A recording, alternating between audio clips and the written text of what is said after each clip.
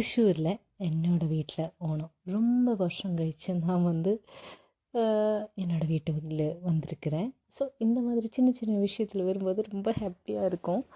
அப்போது என்னோடய நாட்டில் ஓணம் இந்த மாதிரி தான்.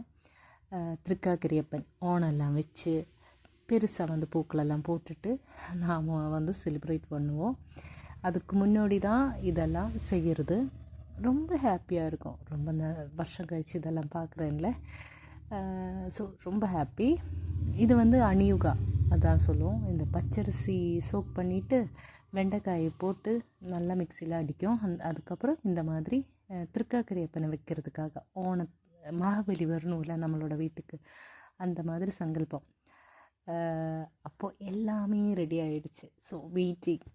இது நாம் வச்சுட்டு காமிக்கிறேன்.